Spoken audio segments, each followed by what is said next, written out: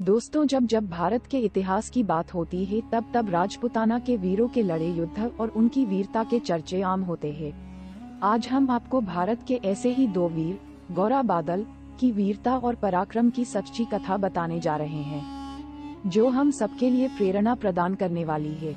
इतिहास को छू कर आने वाली हवा में एक बार सांस लेकर देखिए।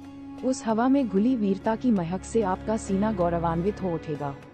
भले ही हम में से कई लोग अपने देश की माटी में सने अपने पूर्वजों के लहू की गंध ना ले पाए हों, किंतु इतिहास में आज भी भारत माँ के उन सपूतों की वीर गाथाओं को अपने सीने में सहेज कर रखा है।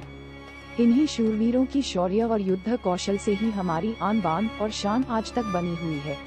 ध्यान देने वाली बात यह है कि यह गौरव सनातनी वीरों का है, ये गौरव है हम संपूर्ण भारतवासियों का। गौरा और बादल ऐसे ही दो शूरवीरों के नाम है जिनके पराक्रम से राजस्थान की मिट्टी बलिदानी है। गौरा और बदल दोनों चाचा भतीजे जालोर के चौहान वंश से संबंध रखते थे। मेवाड़ की धरती की गौरव गाथा गौरा और बादल जैसे वीरों के नाम के बिना अधूरी है। हम में से बहुत से लोग होंगे जिन्होंने इन शूरवीरों का नाम तक न सुना होगा, मगर मेवाड़ की माटी में आज भी इनके रक्त की लालिमा झलकती है। मुहनोत नैन्सी के प्रसिद्ध काव्य मारवाड़ परगना री विगत में इन दो वीरों के बारे पुख्ता जानकारी मिलती है। इस काव्य की माने तो रिश्ते में चाचा और भतीजा लगने वाले ये दो वीर जालौर के चौहान वंश से संबंध रखते थे, जो रानी पद्मिनी की विवाह के बाद चित्तौड़ के राजा रतन सिंह के राज्य का हिस्सा बन गए थे। ये दोनों इतने पराक्रमी थे कि दुश्मन उनके नाम से ही कांपते थे। कहा जाता है कि एक तरफ जहां चाचा गोरा दुश्मनों के लिए काल के सामान थे, वहीं दूसरी तरफ उनका भतीजा बादल दुश्मनों के संहार के आगे मृत्यु तक को शून्य समझता था।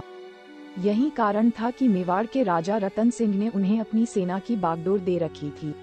खिलजी की नजर मेवाड़ की राज्य पर थी, लेकिन वह युद्ध में राजपूतों को नहीं हरा सका तो उसने कूटनीतिक चाल चली। मित्रता का बहाना बनाकर रावल रतन सिंह को मिलने के लिए बुलाया और धोखे से उनको बंदी बना लिया और वहीं से संदेश भिजवाया कि रावल को तभी आजाद किया जाएगा जब रानी पद्मिनी उसके पास भजी जाएगी। इस तरह के धोखे और संदेश के बाद राजपूत क्रोधित हो उठे, लेकिन रानी पद्मिनी ने धीरज व चतुराई से काम लेने का आग्रह किया। रानी ने गोरा बादल से मिलकर अलाउद्दीन को उसी तरह जवाब देने की रणनीति अपनाई जैसा अलाउद्दीन ने किया था। रणनीति के तहत खिलजी को संदेश भिजवाया गया कि रानी आने को तैयार है, पर उसकी दासियां भी साथ आएगी। खिलजी सुनकर आनंदित हो गया। रानी पद्मिनी की पालकियां आए, पर उनमें रानी की जगह वेश बदलकर गोरा बैठा था। दासियों की जगह पालकियों में चुने हुए वीर राजपूत थे। खिलजी के पास सूचना भिजवाई गई कि रानी पहले रावल रत्न सिंह से मिलेंगी। खिलजी ने बेफिक्र होकर अनुमति दे दी। रानी की पालकी, जिसमें गोरा बैठा था, रावल रत्न सिंह के तंबू में भेजी गई। गोरा ने रत्न सिंह को घोड़े पर बैठा तुरंत चलकर और पालकियों में बैठे राजपूत खिलजी के सैनिकों पर टूट पड़े।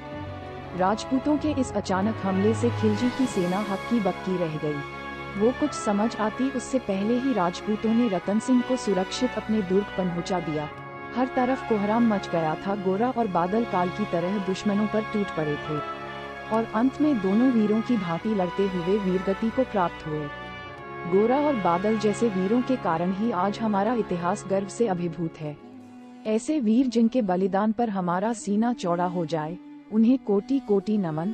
मेवाड़ के इतिहास में दोनों वीरों की वीरता स्वर्ण अक्षरों में अंकित है।